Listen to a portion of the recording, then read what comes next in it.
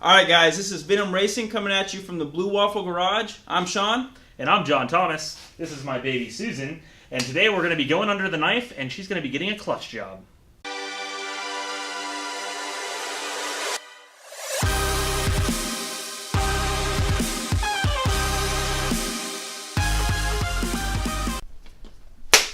Alright John, are you doing a prostate exam? Yep, I'm doing a prostate exam on Susan today, and by that I mean I'm actually switching out her clutch disc.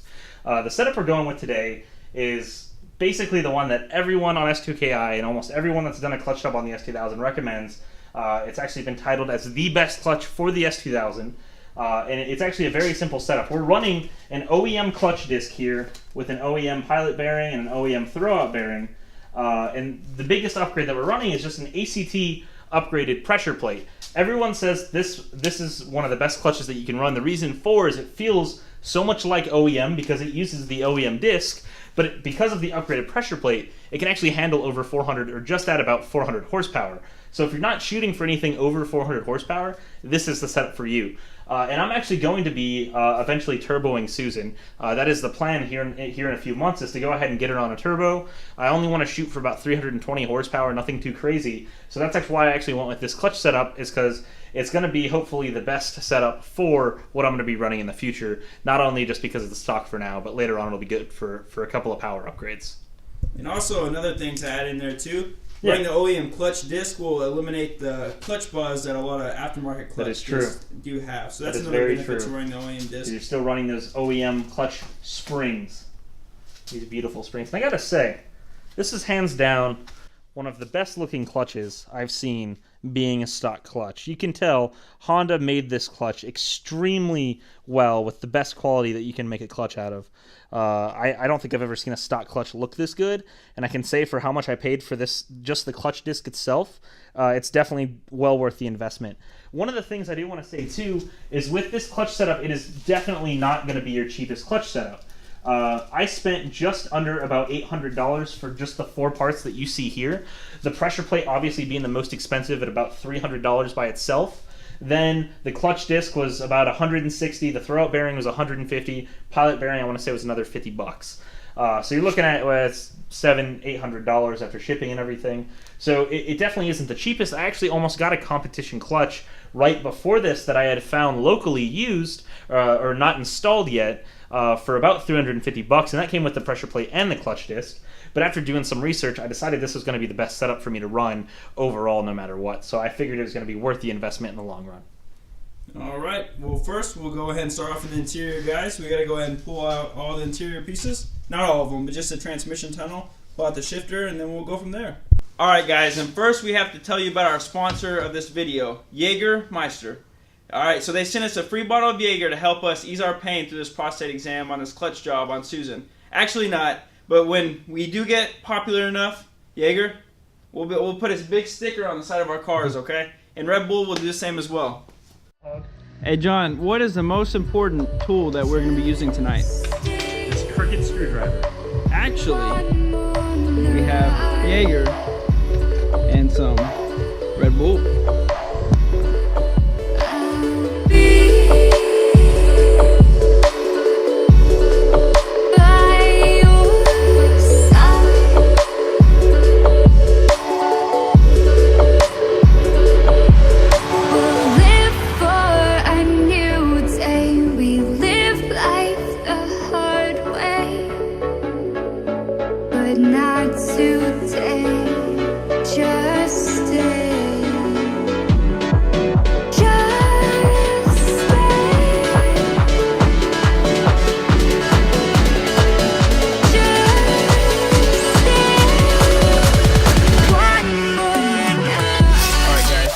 What you want to do, you want to go ahead and pull your center console out, and then after that there's a rubber boot which is right here. Yep. And there's 4 little clips that you have to press on the outside to get it out. You can also, on this rubber little clip, you can see there's these arrows in 4 different locations, and those arrows indicate these plastic tabs here. And what you do is you get a flathead screwdriver and you kind of pry from the inside out, and then it'll kind of release these tabs so that way you can just pull this straight up. You got to do it on all 4 of them. Then after that, there's a little rubber grommet right here, and you just pull up on it, slide it out of the way, and it will reveal 3 10mm bolts, which we are going to pull out so we can pull the shifter out.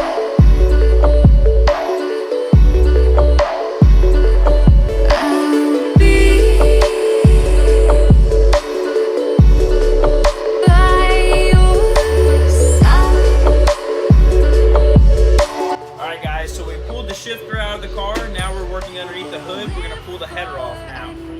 Say we live life the hard way, but not today. Just stay.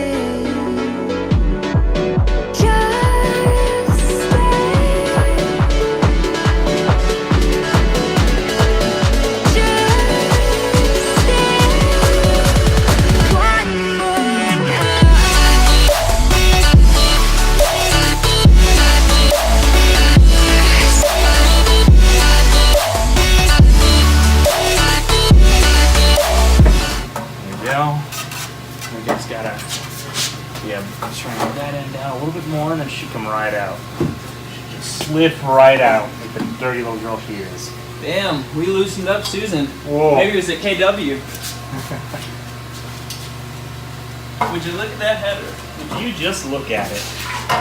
For an OEM design header, that's not too bad in my books. It really is a long tube, almost from design, because it's not just like a log manifold or anything. Well, John, I think we can officially say we laid down the pipe on Susan. We certainly laid down the pipe, that's for sure. All right, guys, so the next part we're going to do, we're actually going to, well, we already kind of pulled the serpentine belt off, but now we're going to actually slide the alternator over so we can take the starter bolts out, and then we're going to go ahead and we'll have access to all the transmission bolts. We'll have to lower the front subframe down just a tad bit so we can access the top bolts, and we're ready to bolt off the transmission. All right. Alright guys, so the hardest part of the clutch job so far, I would say, is getting the top starter bolt. That literally took maybe 2 hours to get the shaft in there. 2 hours? I'd say easily 3 or 4. Just trying to guide it in there. I would say Susan, she was, I mean, they get my shaft in there, sometimes it would slide off, slide on. I mean, it was a hard job to do, but we're almost there guys, halfway through it. So, toast rod? Toast. I like that Elvis cup, man. He is my favorite. Alright guys, so right now what we're doing is we actually have a support beam right here on the front subframe, and we're actually lowering the subframe a little bit down so we can get access to the other transmission bolts. So what you have to do is actually lower down these two 19s right here and this 117 in the back, and it's the same on the other side. You actually want to lower it down just enough so you can get access to the other transmission bolts. So that's the next part. Then after, since we got the front starter bolt out, we got the header out, so we'll have access to these two bolts right here. We disconnected the drive shaft right here. We disconnected Susan's shaft, almost hit John over there in the head. Almost got shafted. Almost got shafted. So then we'll have access to all the bolts, and then we'll go ahead and drop the transmission down.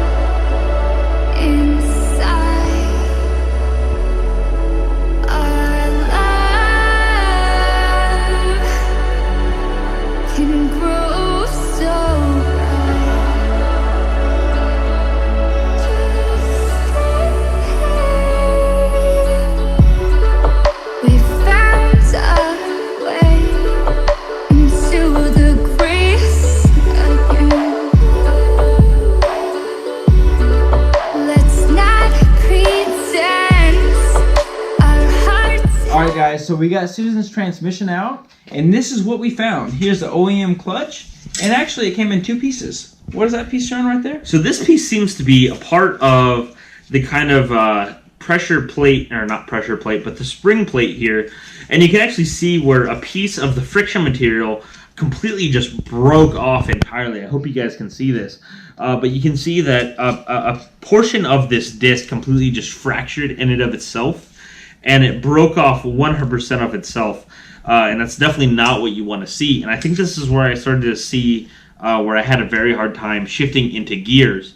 And you can also see that the friction disc itself is actually very smooth, which is almost what you don't want, because as you can see, the new friction plate, you can see it has a lot of grooves in it, which is exactly what you want to see. But this friction disc is almost 100% smooth in and of itself. And see, if you want to look at this new clutch, see this little bracket piece is actually what actually was broke off in the original. And you can see it right here. You can see the whole spring right here, which if I turn it about 90 degrees, that's what you originally are supposed to see, is this kind of covering on top of the spring. And this helps absorb a little bit of the friction whenever you start to go into gear. You want that material to be in there because it helps grab the clutch that much better, and it helps it make it be a much smoother transition whenever you're going into gears. And here's the piece of material that was supposed to be there and is not there, and that's why you see the straight gear. Straight spring right there. It's kind of the worst thing you want to see, but at the same time, this is kind of what I was expecting with how my clutch was responding.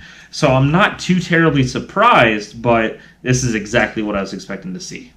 Let's see, and here's a new one. It has nice, good friction material. You have the nice grooves. And guys, it is 5:10 in the morning. We're dirty as hell. I think we're going to take a nap and get up, and we're going to finish off this job and get Susan back on the road. You got it.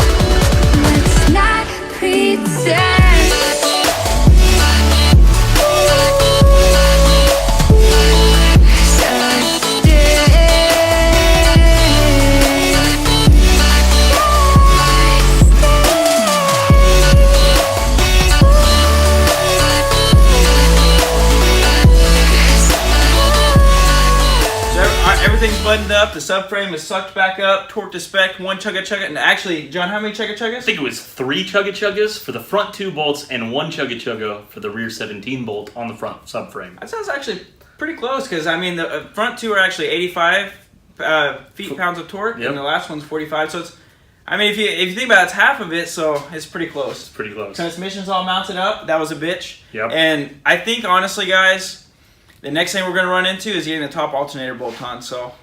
You mean starter bolt. Top starter bolt. Yeah, there we go. Yeah. So, also, whenever you're putting the clutch, or not the clutch, the transmission back into the car, make sure to pay attention to the heat shields that are around or the exhaust routes, because we had an issue where the exhaust was, or the transmission was getting caught up on the exhaust heat shield, and it was actually stopping the transmission from being able to move forward closer to the engine. It actually got pinched and twisted a little bit, so make sure to watch out for that when you're trying to put this transmission in. There's honestly not a lot of room in that transmission tunnel. So, and also one more thing, the heat shield on like the part of the car, like on the body, not the actual... Not the exhaust. Because we obviously got to pull that off. So. Now we're going to bleed the clutch fluid out and button everything up top, and she's ready to go. Hopefully. Alright guys, we got the top starter bolt. It only took maybe 15 minutes. We were really shocked about that. Maybe this is going pretty smooth. It's not going too terribly bad. One thing to keep in mind, that top starter bolt is, I'm going to say, quite a beat to get it in. We had about a 24-inch extension, and we kind of had to finger tighten it a little bit before we put a ratchet wrench on there. Honestly, we didn't get a whole lot of torque on there, but we're not too terribly worried about it just because its only purpose is to help hold the starter on. It's not actually any main bolt for the transmission or anything, since all the other ones are already on there. Pretty much at this point, that was the biggest thing we were dreading. So now it's just a bunch of little tedious stuff. We gotta finish wrapping the intake back on, put the heat shields on. We'll have to go under one more time. There's the brace for the exhaust manifold that goes to the engine that we'll have to put on again, and then we'll have to wrap up the rest of the exhaust. And hopefully next time you see us, we'll be driving this thing out of here with a brand new clutch. So it's things to take away from the top starter bolt. You have to always do a little bit of fingering to help loosening them up before you stick your extension in there. Key tips. Alright guys, so we finished the clutch job up 100% completely. And if you enjoyed the video and want a more DIY tutorial, we are actually going to be doing it on Ivanka, the AP2 S2000 next. So if you want more detailed videos, put down in the comments below and we can make a longer detailed video on step by step on how to do your own clutch in your own garage. Hopefully this video gave you guys a little bit of insight of what all it's going to take in terms of how you need to do the clutch on your S2000. But for now, we're going to be hopefully sending Susan on her maiden voyage with the new clutch. We're definitely going to be doing a quick startup just to make sure that everything's okay and a little trip around the block, then 500 miles to break her in. So stay tuned for more videos to come soon. We're going? All right, John, you want to do the honors? Yep, we're about to start it up. Your nerves are going to be very high at this point because you hope all is okay. And I certainly do too.